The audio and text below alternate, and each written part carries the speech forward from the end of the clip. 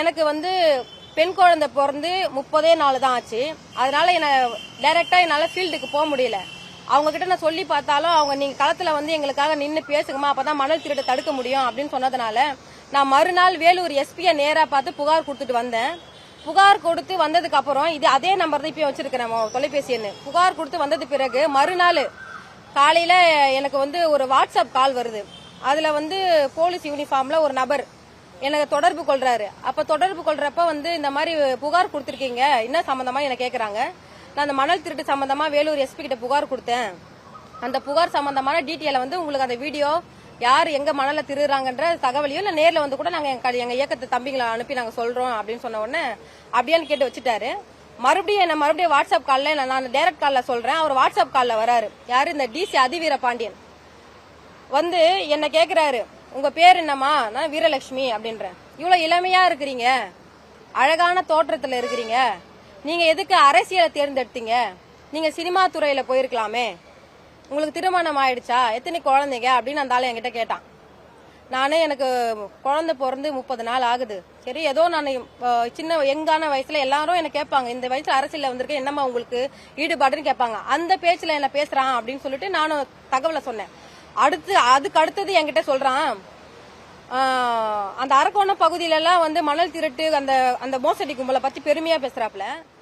அவங்களெல்லாம் வந்து எங்க காவல்துறைக்கு அவங்க வந்து பணம் கொடுக்கறாங்க, கட்டிங் கொடுக்கறாங்க, நீங்க அமைதியா இருங்க, போராட்டம் எல்லாம் பண்ணாதீங்க, நீங்க அமைதியா இருந்தீங்கன்னா எங்களுக்கு கொடுக்கறோம், உங்க இயக்கத்துக்கும் நாங்க பணம் கொடுக்க சொல்றேன். அப்படி இல்லைன்னா என்னோட கேம்ப் ஹவுஸ் வந்து வேலூர்ல இருக்கு, வேலூரோ சம்திங் எங்க அரக்கோணம் சைடு சொல்றான், அங்க நீங்க வாங்க, தனியா வாங்க, எனக்கு குழந்தை இருக்குன்னு சொல்றேன், திருமணம் ஆயிடுச்சுன்னு சொல்றேன், வாட்ஸ்அப் கால்ல வந்து என் கேம்ப் ஹவுஸ்க்கு நான் தனியா வாங்க, உங்ககிட்ட நான் கொஞ்சம் தனிமையில பேசணும் அப்படின்னா.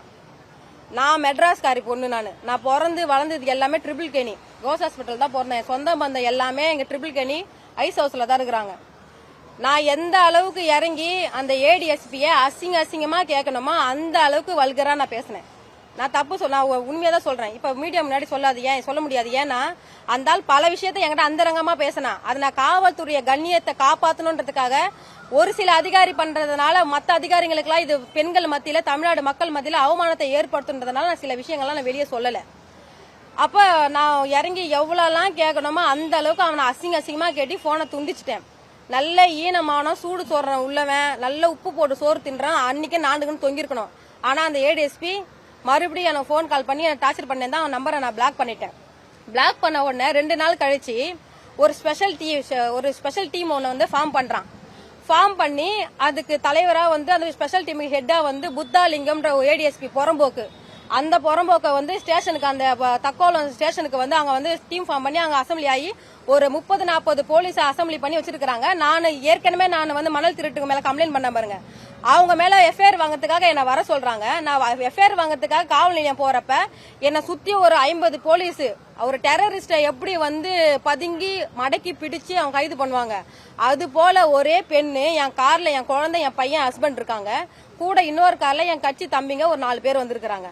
எல்லாருடைய வாகனம் கைபேசி எல்லாம் புடுங்கிட்டு அந்த தக்கோலம் ஸ்டேஷன்ல மட்டும் கரண்ட் கட் பண்ணிட்டு என்ன வந்து உங்களை அரெஸ்ட் பண்றேன் அப்படின்னாங்க. நான் என்ன சொன்னேன், என்ன அரெஸ்ட் பண்ணுங்க, எனக்கு எந்த பிரச்சனையும் கிடையாது, நான் 22 வயசுல புழல் சிறையை பார்த்துட்டேன், 28 வயசுல புழல் சிறையை பார்த்த போராட்ட வழக்கு தான், எனக்கு 30 வயசு ஆகுது, எனக்கு ஒரு பெண் குழந்தை இருக்கு, அதனால வந்து நீங்க என்னோட பெண் குழந்தைய வந்து நீங்க வந்து அதுக்கு நினைவுல வச்சு நீங்க வந்து கொஞ்சம் வெயிட் பண்ணுங்க அப்படின்னு. நான் எதுக்குமே நான் கலங்கினதே கிடையாது, எல்லாருக்கும் தெரியும். இந்த போராட்ட காலத்துல என்ன சுட்டு சாகடிச்சா கூட நான் அதை வந்து நான் கெத்தா நான் வந்து அது மடியணும் நான் ஏத்தின்னு இருப்பேன். அந்த நேரத்துல வந்து 1 மாத குழந்தை நான் ஃபீட் பண்றேன். உங்க எல்லாருக்கும் அக்கா தங்கச்சி மனைவி உங்களுக்கு குழந்தை எல்லாம் பிறந்திருக்கும்ல, மாறு வீக்கமாயிட்டு பால் ஆட்டோமேட்டிக்கா சொரக்குது. என்னால வலி தாங்க முடியாம அந்த ஏடிஎஸ்பிக்கு நான் போன் பண்ணி நான் கெஞ்சி ரிக்வஸ்ட் பண்ணி கேட்கறேன். நான் யார் எந்த போலீஸ் கிட்டயும் நான் தலைவணிக்கு பேசுறதும் கிடையாது, யாருக்கிட்ட நான் வந்து தாழ்ந்து போனதே கிடையாது. அப்ப என்ன கைது பண்ணிட்டாங்க. அப்ப அந்த புத்தாலிங்கம்ன்ற ஒரு டிஎஸ்பி வராரு, அவர்கிட்டயே ரிக்வெஸ்ட் பண்றேன். ஆனா அந்த நாய் அந்த புறம்போக்கு என்னுடைய சூழ்நிலையே நேர்லயே பாக்குறான். என் கால் வழியா எனக்கு பால் போகுது. அங்க கூட இருக்கிற வரலட்சுமின்ற ஒரு எஸ்ஐ, இன்ஸ்பெக்டர் லேடி, நிறைய பீசிங்களா இருக்காங்க. அவங்க சொல்றாங்க, இந்த அம்மா உண்மையா வந்து குழந்தை இருக்கு போல இருக்கு, கார்ல எங்க இருக்குன்றாங்க, பக்கத்துல அக்கா வீடு இருக்கு, பக்கத்துல அக்காவும் கூட இருக்காங்க.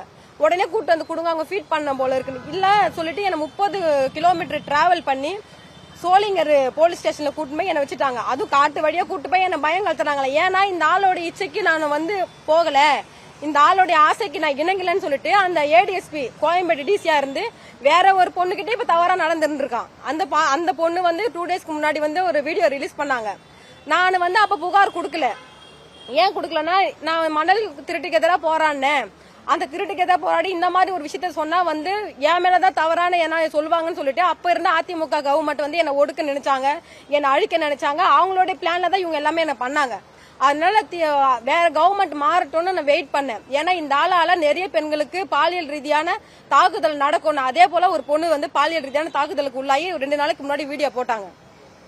இப்போ எனக்கு நேரம் கிடைச்சது, நான் சரியான நேரம் கிடைச்சதுனால இன்னைக்கு அந்த ஆள் மேல வந்து புகார் கொடுத்திருக்கிறேன். நான் என்ன கேக்குறேன்னா, இது போல அதிவீரபாண்டி கோயம்பேடு டிசி மாதிரி உள்ள நபர்லாம் வந்து போலீஸ் டிபார்ட்மெண்ட்டுக்கு இவனுங்கெல்லாம் வந்து அன்ஃபிட்.